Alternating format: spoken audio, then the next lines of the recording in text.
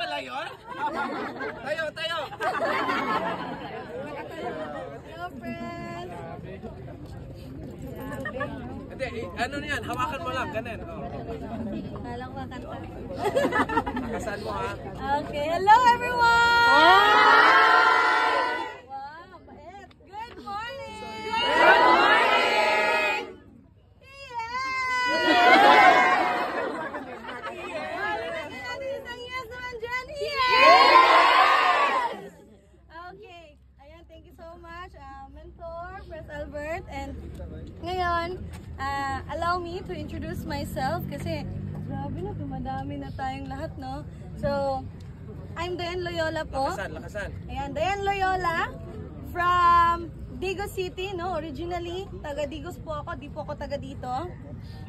I am a college graduate. I took up Bachelor of Science in Accountancy. Right after my graduation, I took a big risk. Hindi na po ako nag-take ng board exam. No, after nun, I decided to do this business full-time. Wow! Yes! Why? Because kahit nung ginajuggle pa natin yung time natin as a student, we were able to hit our first million dito sa 1 year! Sabi ko, kung nakaya natin kumita ng 1M in 1 year, part-time, how much more? Kung full-time! Yes! And yan, grabe. Grabe, I feel so blessed. Kasi nga, na-meet natin tong platform na to.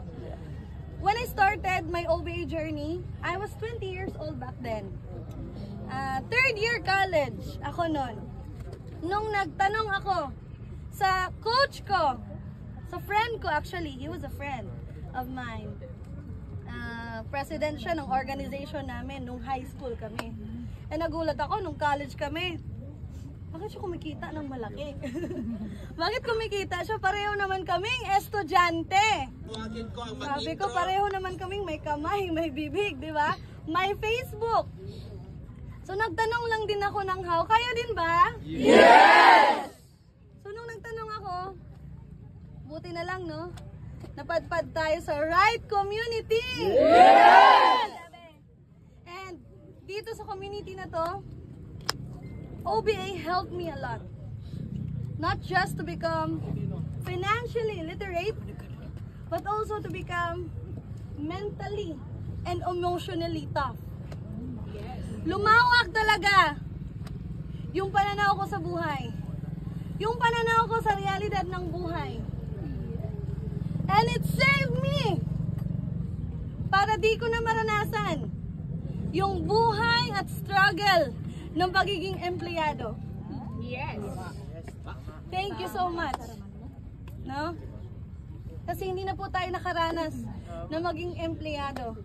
Honestly speaking, right after my graduation, 3 weeks time lang ata after my graduation, I decided to do this business dito sa Bohol. Grabe! I decided na mag-hub. And at that time, it was very clear sa utak ko na dito ko sa Bohol makukuha yung car ko. Grabe! And yun, grabe talaga, no?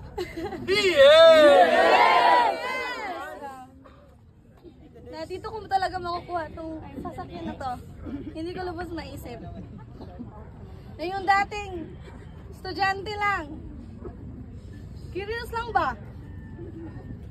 Kasi gusto makatulong din sa parents. Tama? Gusto nating mabago yung buhay ng family natin. Yung tipo na sawa ka na sa buhay na kahirapan. Grabe!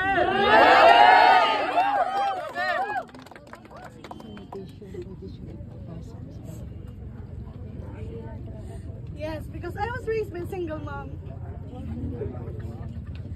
Since 1-year-old po ako. And baka akala